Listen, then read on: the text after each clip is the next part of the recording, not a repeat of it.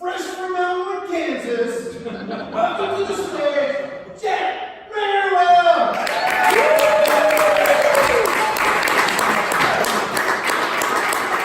Groundhog Day Theater. How are we doing tonight?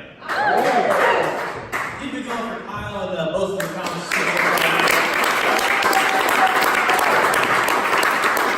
I appreciate you guys for being here. My name is Jack, and I want to tell you guys how I booked this gig tonight. A couple of months ago, my manager called me, and he was like, Jack, you've played New York, you've played LA. I think you're ready for Gladstone. And I was like, all right, I'll take the gig, but I got a couple of conditions, all right? First of all, I want an eagle's head somewhere near me at all times. And second, if more than 27 people show up, I'm fucking walking. We got it done. We got it done. What I'm trying to say is I'm very glad to be here tonight. I'm especially glad to be here because before I left to come to the show, I saw a spider in my house. You ever see a spider that's so big your day changes? You know what I mean? You're just like walking through your living room like, oh shit. Clear my calendar. Was gonna eat lunch in there, but now it looks like I'm gonna go sit in my car for 4 hours and strategize. I don't know, I wish that joke had a better punchline, but I don't know how the story ends. I just came here. Now I can't go home. I think I'm just on tour. That's right, this is night one of my however the fuck long Spiders Live comedy tour. Thank you guys for being here for it. I have been on the road a little bit doing comedy. Like Kyle said, I was in Ellenwood last weekend. I made a mistake on that trip though. I stayed at a Motel 6, which that's never a good idea. If you wake up in a Motel 6, that means last night you didn't even have a Super 8 level of self-respect. And it's a dark day. Because some places, Motel 6 still costs $35. You know what $35 buys you in a hotel room? Not a working heater, I'll tell you that right now. So I check in this hotel room, I go to sleep. Next morning, I wake up, go into the bathroom to check myself for pink eye. Turns out I was alright. I go downstairs to check out, and as I'm walking through the lobby of this Motel 6, I notice that they have a water infuser in the lobby. You know, it's like one of those big jugs of ice water with like fruit in the middle, so it's like, ooh, nice lemon water, start my day. But as I'm walking by, I noticed that this water infuser has a plum floating in it, which worries me. Because if I know one thing on this earth, it's that at $35 a night, Motel 6 is not keeping fresh plums in stock. So how long has that plum been in that water? I go in for a closer look and I realize what they did. I was like, oh my god, this water's infused with plastic fruit. And they didn't even bother to make sure it was all even the kind of fruit you would put in a water infuser either. Like there was a plum, a lemon, and 3 bananas in that son of a bitch. Who is that for? Like who's classy enough that they see a water infuser and they think, oh, that's a nice touch, and yet dumb enough that they see whole unpeeled bananas floating in it? That's it, right. This is exactly right. So I checked out, got on the road.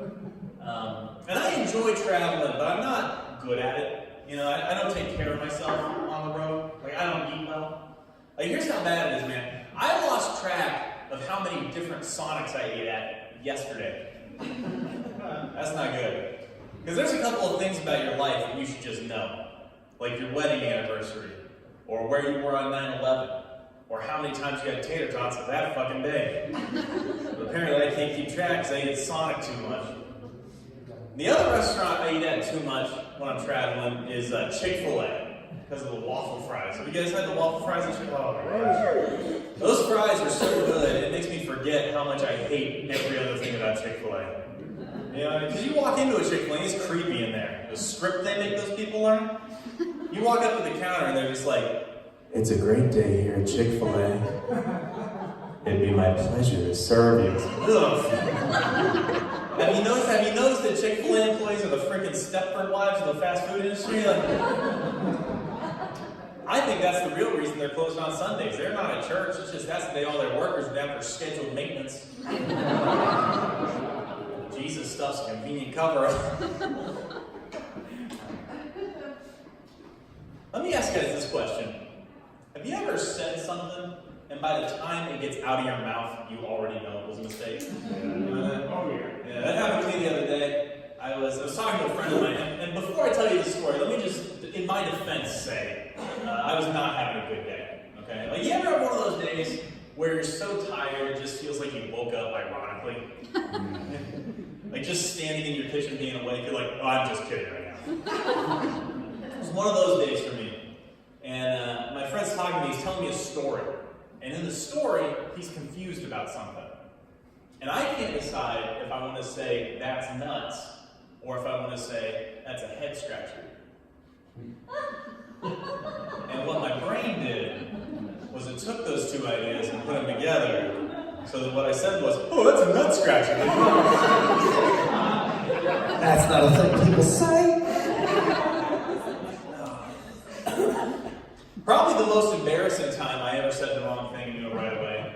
I was sitting in the stall of a public bathroom, and I hear the bathroom door open, somebody walks in, and I guess they couldn't tell if my stall was occupied or not, because they walked up and knocked on the door of my bathroom stall, which for my money, guys, that is the single most terrifying moment in all of the human experience. So I just panicked and yelled the first thing that popped into my head, which was, no thank you!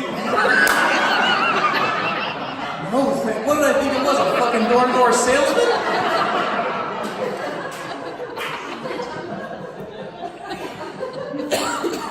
Or some kind of men's room Girl Scout selling cookies? No thanks, honey. I don't even tag along just now. Sometimes saying the wrong thing will get you in trouble. I remember one time when I was in college, I was out driving around and I got pulled over. And I went to school in Oklahoma, so I had out-of-state tags on my car. So when the cop got to my window, he's like, son, what brings you to Oklahoma today? And I was like, oh, well, I'm a student at the University of Tulsa. And he was like, oh, wow, okay. Well, I'll tell you what, you were a couple miles an hour over the limit, but I know that's a real expensive school, so I'm going to let you off with a warning.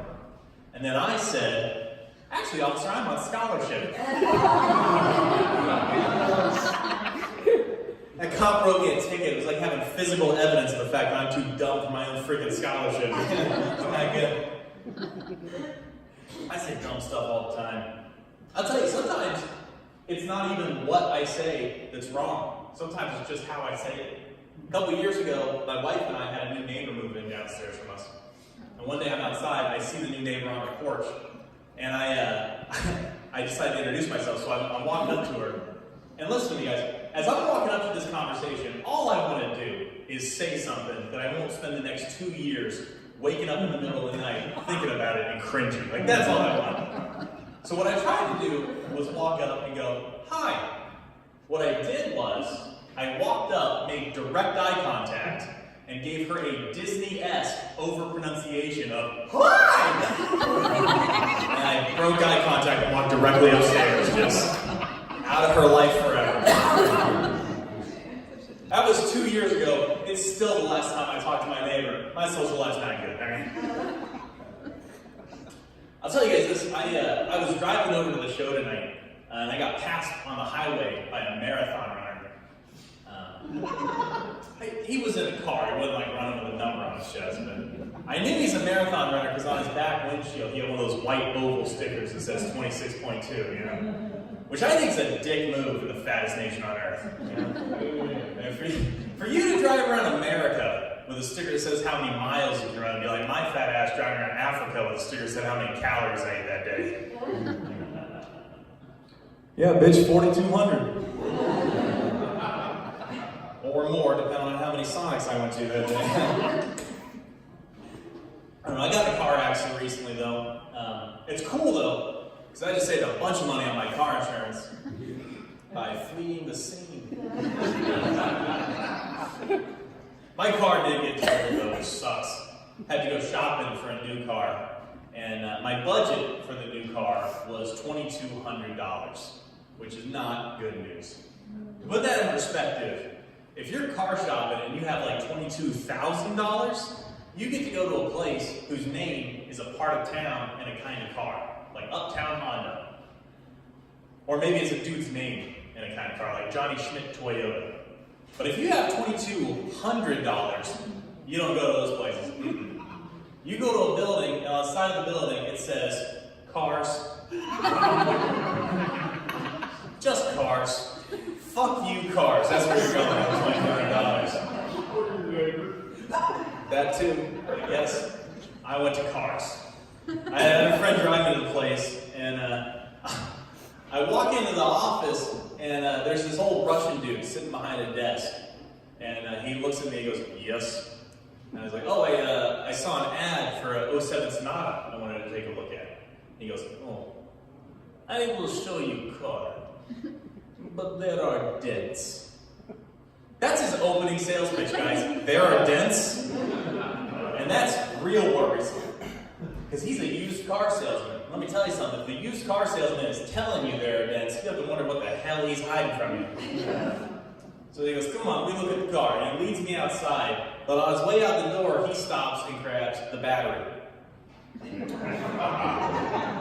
Now I'm going to say that one more time because I think it bears repeating. He grabbed the battery. Because every car on this crappy lot shares one test drive battery. I don't know what they do if they actually sold a car and it drove away. I guess they're just closed that day. So we get out to the car. Russian dude starts installing the battery. I start walking around taking a look at this thing. And let me tell you something. Russian dude was exactly right. There were dents. And this wasn't hail damage either. Somebody took a baseball bat to this car for a while. And I just like to imagine as they slowly stopped hitting the car, they were just like coming to their senses like, oh my God, what have I done? Who's gonna buy this piece of crap from me now? Cars. So a Russian dude gets the battery installed. He's like, all right, let me take a test drive now. I was like, all right. So I open up the door. First thing I notice about the interior of this car is that there are a suspicious number of pine tree air fresheners in there. I'm talking like 13. I sit down, let me tell you guys something. Needed every last one of them. It was not pleasant in there. Russian guy's like, all right, we'll drive around the block. So I get this car out on the road. I get it up to the blistering pace of 24 miles an hour before the car can't handle it anymore. At one point, I swear to God, the driver's side mirror just fell off, explodes on the road behind us. I was like, whoa! The Russian dude could not have been more nonchalant. He was just like, we can replace. I was like, fucking no, you can't! You're not a Hyundai dealership, you're cars. You had two of those, and one of them just exploded, dude. So I did not get a new car that day. I'm still between cars, which is rough, because now, whenever I go on the road for comedy, I have to rent a car. And I have a problem renting cars, man, because 9 times out of 10, when I sit in a rental car for the first time, my head is just on the ceiling. You know, like the car is too short for me. And like, look, I'm 6'1", right? I'm a tall dude, but I'm not so freakishly tall that cars shouldn't be built to fit me. So whenever this used to happen, I'd get really mad. Until one day, I realized something. I was like, wait a second. This might not be a tall issue. This might be a fat issue. Because when I sit down in a car seat, I am sitting on top of a lot of ass. The engineers at Honda weren't ready for that. They didn't factor that in their equations at all. They weren't prepared for a 6'1" dude to be sitting on top of 6 extra inches of ass meat like a phone book on a kitchen chair. And that's how bad it's gotten, man. I've reached a point in my life where if I'm standing on an NBA basketball court, I'm the shortest dude there. But if I'm sitting on that same NBA team's bench, I'm fucking exactly average. Like, it's not good. Now, the other thing I've learned renting cars is that it's amazing how many people leave their car doors unlocked. And I know that because 3 times so far, I have accidentally gotten fully into somebody's car thinking it was my rental. And I'm talking fully in, like door closed, steering wheel. Oh, this isn't good. And that's an innocent mistake to make, you know, because you're walking up to the car, it's a new rental, you're not sure you recognize it yet. You hit the unlock button, you're like, is this one mine? And then the door opens for you, you're like, okay, clearly this one's mine. And you just have a moment of, what the hell is that? I don't believe I've ever bought a Diet Dr. Pepper before. Uh-oh. So now you gotta do the definitive test, right? You pull that key fob out, you hit the lock button twice here, from halfway across the parking lot, son of a bitch! Well, this was a mistake. No, it's a felony. Gotta get out of this car real quick, or I might not be voting next November, man. That's not good. November. I can't believe it's April already. You guys having a good year? You guys enjoying 2019 so far? About 60% of the room fucking absolutely not. All right. That's fair, man. Oh, it's awesome. Kind of weird to rub it in the entire middle of the showroom's face, but okay, I'll let you have the win. I'll tell you this, I'm having an interesting year this year. I got my first tattoo this year. And when you're my age and you get a tattoo, people will tell you it's a terrible idea. You know, 'cause you're gonna get old, it's gonna start to sag, it's gonna look disgusting. And it will. Yeah, you're right, there was no punchline coming. I'm sorry. You're good, man. I was writing that joke, I didn't have anywhere else to go. I was like, then hopefully someone yells some stuff out. I know, people tell you when you get a tattoo, it's gonna sag and look disgusting. But that's just not a problem for me. Because I got a picture of a salamander on my chest. By the time I'm 75, that's gonna be a kick-ass dragon. Little kids who just run around. Grandpa's got a 3-foot dragon across his chest. Did he used to be a samurai warrior?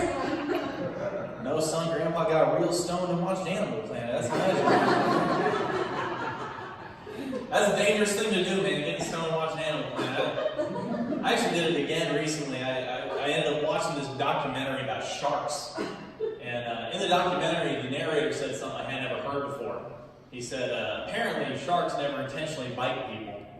And when they do accidentally bite us, they spit us out immediately because they don't like the taste of human flesh. And I'm sitting there stoned watching that, starting to get offended on behalf of our species. Well, we're not good enough for you, you fucking shark? Shit, I had no idea we were the black jelly beans of the sea. It's not cool.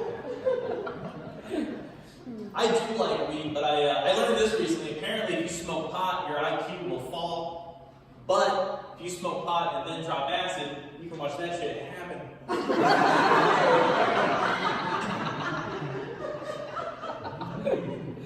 I'd actually like to play a little game with you guys right now. This is a game that I invented recently. The name of this game is Stoned or Depressed. And here's how we play. I'm going to give you an item of food and the time of day I ate it. And then you have to guess whether I was stoned or just depressed, alright? So we're going to start out with a super easy one. This is the warm-up question. If you think you know the answer, just yell out stoned or depressed, alright? First one, a tray of pizza rolls at 4:22 p.m. What do you guys think? Absolutely right. Good job. Timestamp is very important on that one. Next one's a little more complicated. 3:23 a.m. an entire can of cake frosting. What do you think? Depressed? All right, you guys are good at this game. I feel like a couple of y'all play the home version.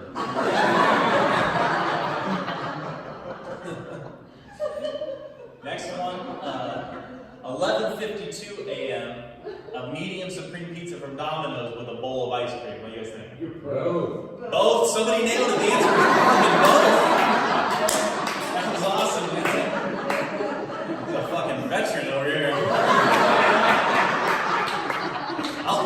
I'll tell you guys why it's both, okay? I was paranoid that the pizza guy knew I was stoned. That made me real fucking depressed, alright? That's how that should happen. Next one, 1:23 p.m. half a package of Oreos with chocolate milk. What do you guys think?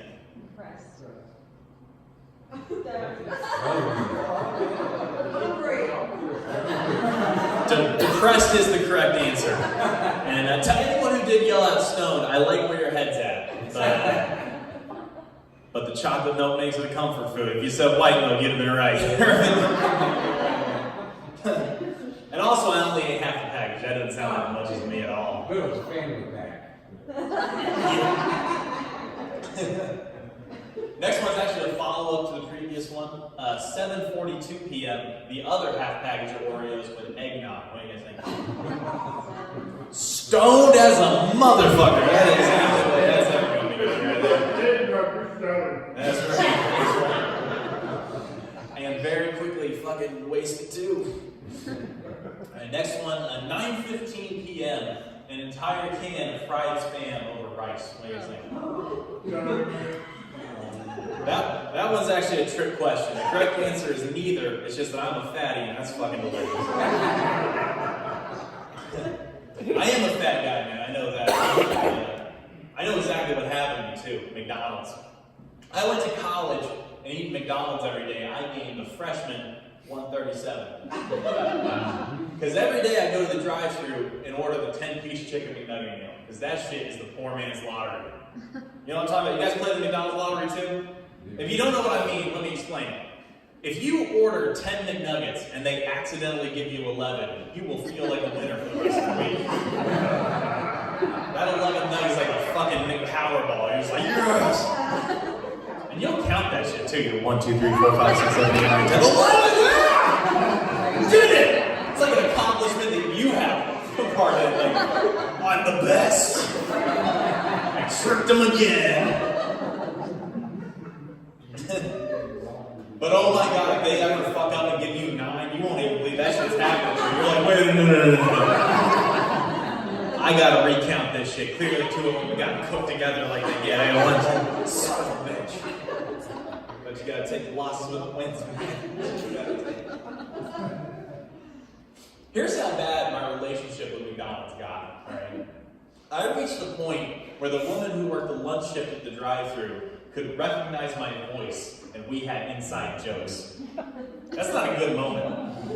If you ever reach a point in your life where the woman at McDonald's hears your voice and goes, "Oh, hey darling, how you doing?" and your response is, "What's up, Betty?" That's when you fucking make it.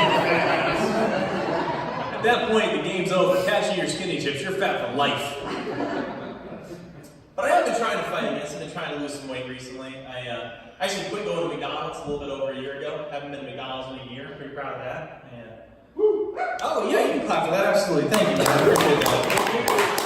Yeah, thank you. I mean, I still went to Long John's and shit, but no McDonald's. And actually, the last time I went to McDonald's, I didn't get my normal 10-piece chicken McNugget meal because they had the Monopoly game going on. And I really wanted to win something. I didn't want to leave empty-handed.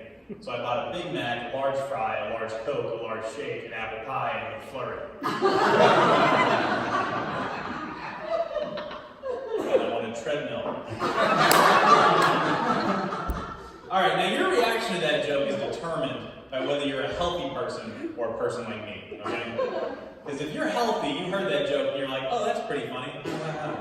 But if you're like me, you probably know enough about the McDonald's menu to be thinking, bullshit. Big Mac doesn't come with some Monopoly pieces. Caught you, bitch.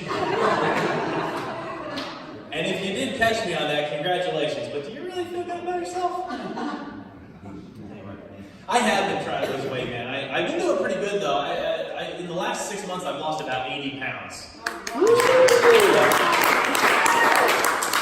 I appreciate the applause, but don't get carried away with it, because I'm still fat enough that the last 5 minutes of jokes works, so I'm not all the way there yet, but I appreciate you. One of the things that's helped me lose some weight is my wife and I decided to go vegan. We stopped eating any animal products. And I feel like when people find out that you're a vegan, they just sort of assume you're going to be a real judgmental person about what they eat. But that doesn't work for me, you know, because I'm still fat enough that no one's looking at this body and thinking, well, I bet that guy doesn't put chili cheese on stuff. And even if I wanted to be judgmental towards someone, like if I saw someone eating a cheeseburger and I was like, oh, you're eating animal products? He'd be like, yeah, I am. Shut the fuck up. Those tits weren't built on Brussels sprouts. And he'd be right. He could have said it a lot less hurtful. He'd be right. Let me ask you guys this question. Do you think the pole vault started out as a drunk bet? Between two javelin throwers, just like, hey, you think we can get up there with these? Or do you think it was the other way around? You think the javelin started out with one real pissed off pole vault, just like, oh, son of a bitch! Shit, look at that thing go! That is crushing the shot. I gotta tell you guys a story about that joke. I was writing that joke about 2 months ago, and I thought it'd be funnier if I knew enough about the javelin to mime it a little bit better. And so, I live here in Kansas City, so I took a shot in the dark. I sent an email to the head coach of the University of Kansas track team. I was like, hey coach, I'm a comedian researching a bit. Is there a chance that anyone there would spend 30 minutes teaching me the javelin someday? And to my surprise, coach emailed me back. He was like, yeah, come down anytime. We'd love to see a comedy show. And I thought he meant he would agree to train me if I would agree to perform at their end of the season banquet or whatever. But it turns out he just thought it'd be funny to see a fat comedian try to throw a javelin. So I show up to this track field, and the coach is there, but so is the entire rest of the track team in street clothes, just ready to watch this shit go down. I start trying to throw this javelin, and you guys, I crushed it. I did so good. Not at the javelin, I sucked at that. But I got bigger laughs in that track meet than I've ever done. That was the greatest show of my career. To the point that I think on my next tour, I'm not even going to book comedy venues. I'm just going to sign up for sports I'm still too fat for and make people laugh that way. Next month, you'll see me at a swim meet in St. Louis. Just like, yeah. In a Speedo I had to get sewed into. Of course, that one might actually work out for me because my big ass belly flops in the water. It'll mess up all the other ones, and I'll win. You good?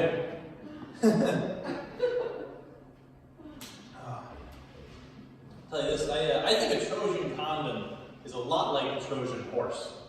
Because if you're wearing a Trojan condom, you're basically saying to your partner, baby, I have a gift for you. And if you let it into your fortress, I swear it's not going to break open in the middle of the night, releasing a bunch of tiny soldiers who proceed to ruin everyone's lives. Alright, now most of you guys got that joke and laughed, and I appreciate each and every one of you.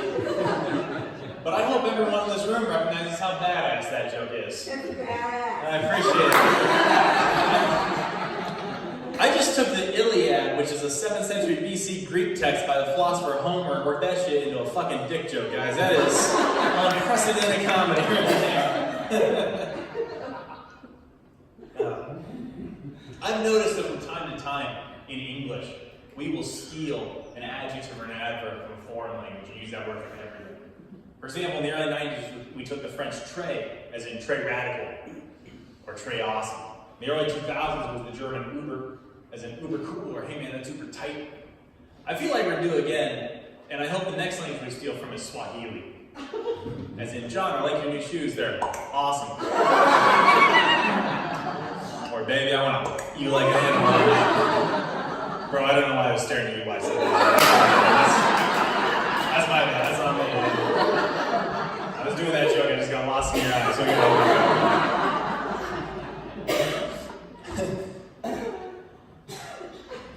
here's a statistic I found out recently that blew my mind. Apparently, if you're involved in an airplane crash, you have a 96% chance to survive that crash. Which seems nuts to me. When you think about a plane crash, you sort of think of everybody's dead. But apparently, it's a lot more like, ooh, 4% of you really should have put your tray tables up. There's another fact I found out recently. Apparently, back in the 1890s, Coca-Cola used to have cocaine in its formula. Are you guys aware of that? The day I found that shit out, I went antiquing. I gotta tell you guys a story about that joke, too. I've been doing that Coca-Cola antiquing joke for about 6 years now. And about a year ago, I did a gig in the middle of nowhere in Missouri, in a town called Hannibal, Missouri. And and if you're not familiar, if you're stuck in Hannibal for a day and you want to find something entertaining to do, you have two options, okay? You can go to the antique shop, or you can go to the other antique shop. So my wife and I decided to go antiquing. We're walking around this little store, and all of a sudden she grabs my shoulder really hard. And she goes, oh my God, Jack, it's your joke. And I was like, what do you mean? And I look, and I see there's a shelf. On the shelf, there's all these old bottles of Coke that are still filled and sealed. And I was like, oh my God, that's exactly my joke. We gotta get one. So I go, I'm looking through, I find the oldest looking bottle of Coke I can find. Like the top of the bottle cap had turned white with age, like an sitting in the sun says prohibition, okay? So I take it, I'm like, this is the one. I take it up to the counter, and I'm like, I'd like to buy this. And the lady sitting behind the counter, who, by the way, was the oldest object in this antique shop. She looks at me and she goes, well, that'll be $35. I was like, that's a lot of money. But it's my joke, I gotta get it. So I paid $35. Next day, we get home, I go to put this Coke bottle up on a shelf, and as I'm reaching to put it on the shelf, it twists in my hand a little bit, so I see a side of the bottle I hadn't seen the day before, and for the first time, I can read that this Coke bottle says, Christmas 2004. Wait a second. Are you telling me I just spent $35 for a Coke that's a little bit flat? Son of a bitch. I was so mad. I was just like, oh, motherfucker. Until eventually my wife puts her hand on my shoulder again and she goes, Jack, calm down. Alright? You got ripped off, I get it. It sucks. But look at it this way. You are going to get at least 4 minutes of material out of this. Fucker, you're right. But it turned yeah, it was way too late for that shit, man. But I'll tell you what, it turns out my wife was wrong about that, though. Because I've been doing this joke for about 6 months now. And let me tell you guys something. It's only 3.5 minutes long, not 4. So I'm still mad. I was still so pissed. I decided I was just going to try to get something out of this purchase. So I decided I was going to drink the Coke. And so I put it in the fridge for a few hours. I pop the top. I take a sip. And let me tell you guys something. Either Coke does not age like wine, or 2004 was a fucking terrible year. Yeah. But I'll tell you guys this. The story has a happy ending, because with that extra part, it's easily over 4 minutes. So my wife was right all along. I should never doubt it. I'll tell you guys this story. I went to the batting cage a couple months ago for the first time in a while.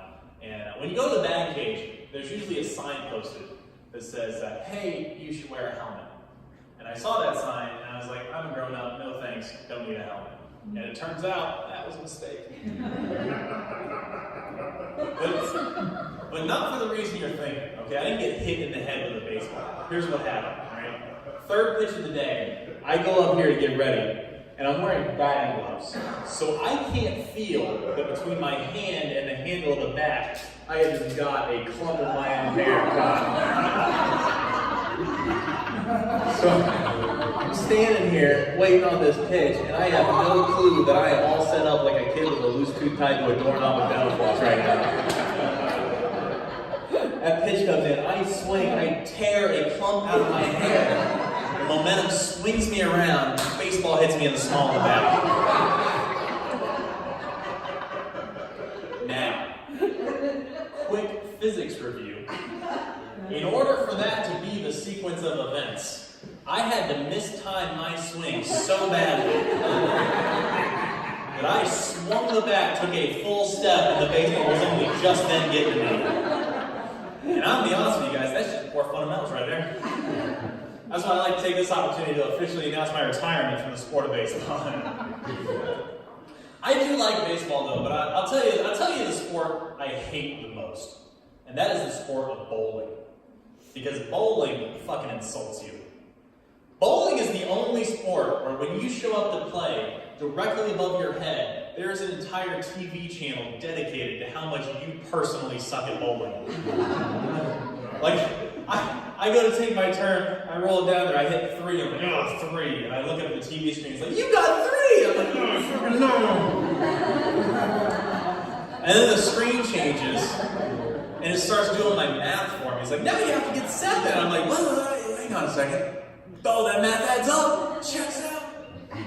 And then the screen changes again, and the bowling channel has the audacity to give me like a little arrow diagram of how I'm supposed to hit the pins next time to knock more over. As if my whole problem is theoretical. Like I'm just sitting there like, oh, the middle! Oh, if I just roll down the middle, I hit strikes all day. Truly! This is a game of strategy.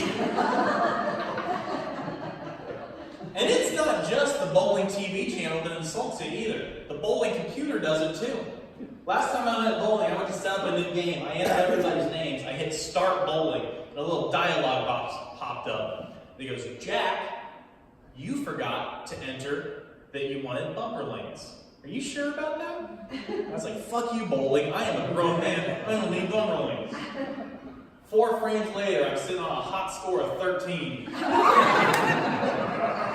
I'm just sitting there like, I really could use this bumper lane right now. Touche, bowling computer, touche. Tell you guys the story. I grew up in a small town. Anyone else grew up in a real small town? 1,200 people. 1,200? How many do you have? More than 1,200. Okay. Well, I think I got you both beat. I grew up in a town called Excelsior, Arkansas, which is a town with a population of 93. Yeah. A place where your vote fucking counts. How old were you when you were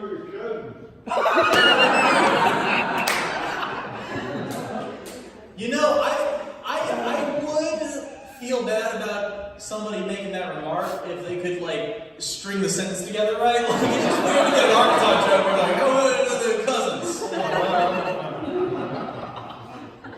But yeah, town at 93, your vote fucking counts, man. It's the only place I've ever heard of where a city ordinance can pass by a margin of Kevin.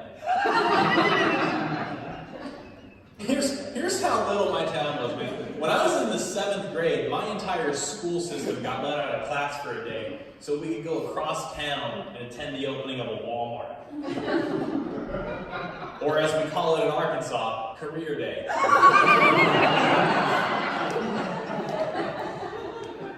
So fast forward to my 21st birthday in Arkansas. A couple of friends take me out to a bar for the first time. And while we're in there, there's these 2 guys passing out all these cards, these business cards. They're putting like a couple on every table. There's a big stack on the end of the bar. You go in the bathroom, they're like jam behind the mirrors in the bathroom. And after these guys leave, I grab one of these cards to read it.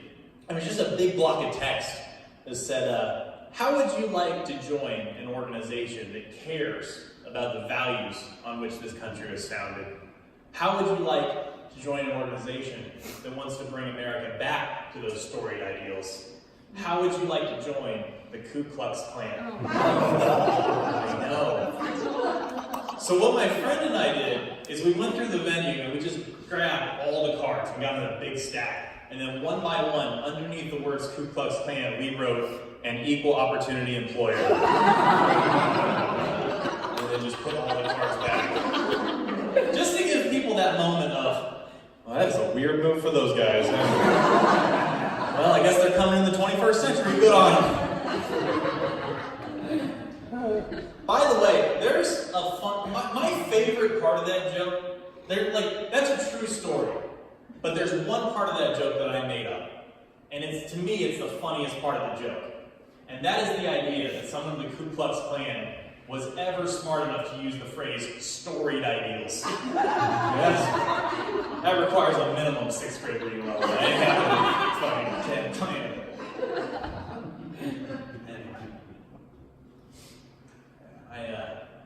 I gotta get out of here before too terribly long. If you Ryan alluded to this. If you want to come say hi after the show, I'll be out at the table there selling a little bit of merchandise.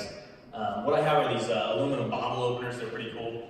I think bottle openers might be my favorite human invention because presumably, check me if this logic works.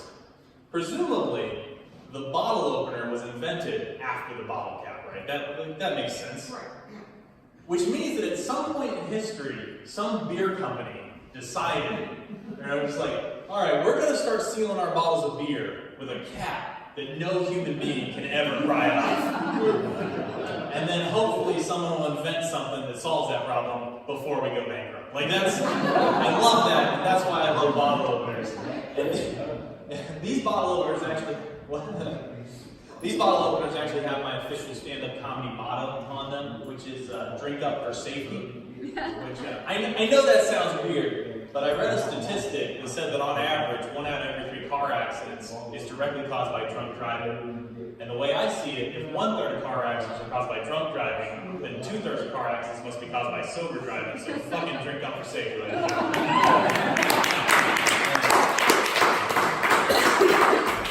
want one of those, they're $5. I can take cash or a card. And apparently Ronnie's been doing free condoms with them, so like, you guys pay $5, you can be getting drunk and fucking the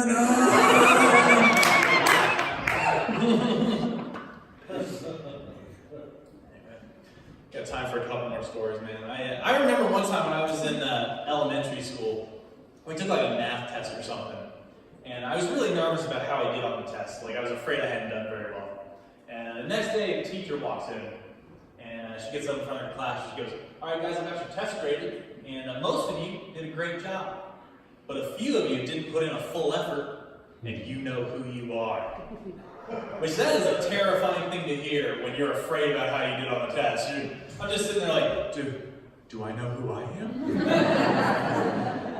She hands me out these tests. At the top of my test, it says 50% F. And I was like, I didn't even know I knew who I was.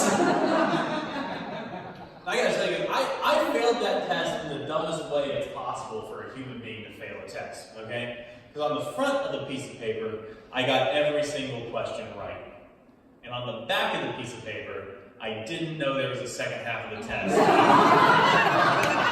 turned that son of a bitch in blank.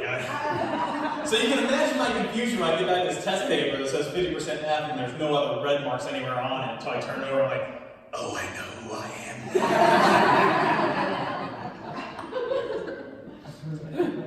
Let me ask you guys this question. You ever lose an argument and then later realize you were the asshole the whole time? That happened to me one time, man. I was driving home from a comedy show, and I changed lanes. And it's like midnight outside, it's pitch black. And the guy behind me starts honking his horn at me, like I cut him off. And I don't think I did, but I'm not getting in a fight with this guy over it. So I decided to just be the bigger man and ignore him. So eventually I pull up to a red light. This guy pulls up next to me, and he starts making this motion right here. Like he wants me to roll my window down. Like I'm just supposed to be like, oh yes, please fucking scream at me. So I just stare straight forward and ignore him. And he goes, hi! Keeps making the same motion. So this is what I did. I looked at him, I rolled my eyes, I go, moron. And then he yelled, loud enough for me to hear, and loud enough for everyone in the cars around us to hear, hey dickhead, turn your lights on! Oh God, I was the asshole that whole time! Son of a bitch! It's not the first time I was the asshole the whole time either, man. When I was 11 years old, I was in the Boy Scouts. And in the same way that Girl Scouts sell Girl Scout cookies, Boy Scouts sell Boy Scout popcorn. One day, my troop's out front of a grocery store selling popcorn. This woman walks up, so I approached her. I was like, man, would you like to help support the Boy Scouts and buy some popcorn? And she said something to me that at 11 years old, I had never heard before in my life. She goes, I do not speak English. And I was like, you just did. Now, would you like to buy some popcorn? So now she's like freaked out. She's like, I do not speak English. And in my head, I'm like, look, lady, you don't have to buy popcorn if you don't want to, but don't pretend you can't speak English by speaking fucking English. Then 3 years later, I'm in high school Spanish 1. The first thing the teacher says, no hablo español. I was like, oh my God, I was the asshole that whole time.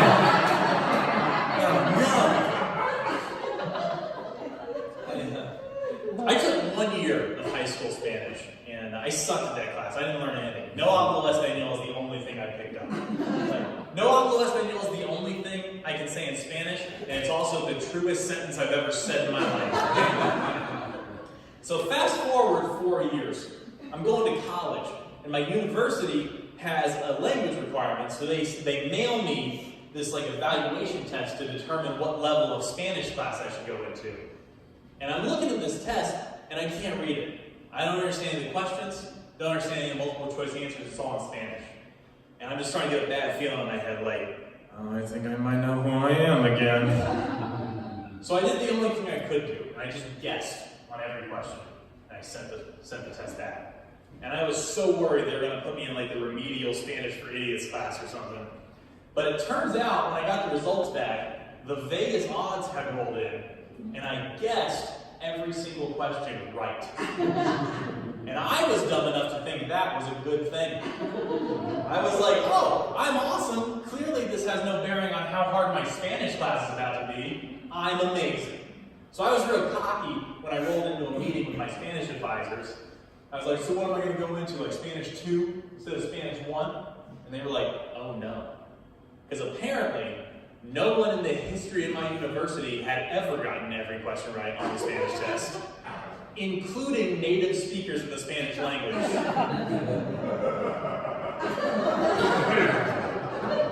So I'm the greatest Spanish student this school's ever seen. They're like, no, as a freshman, you're going into a class called Spanish 4099, Explication of Hispanic Literary Texts. Which is a sentence that I don't understand in English.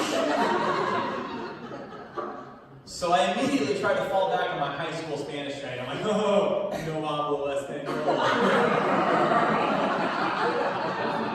But they've got my test results, and they're like, oh, you hablo español.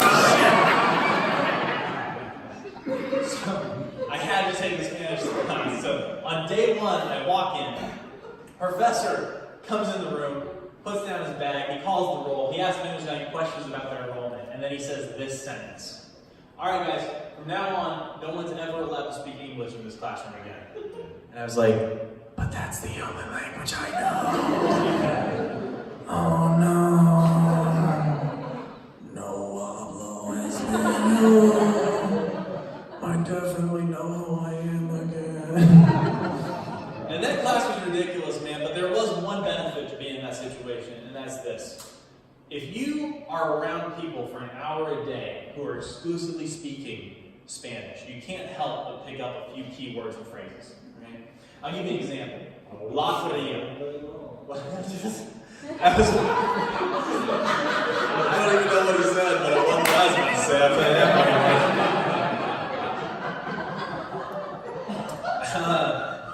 I'll give you an example. La tarea, all right? That's a word that means homework, all right? I'll use it in a sentence for you. Professor, I didn't know there was la tarea due today because you assigned it in a language I can't speak. and then the professor would be like, no, en español. And I'd be like, okay. La tarea. Ay.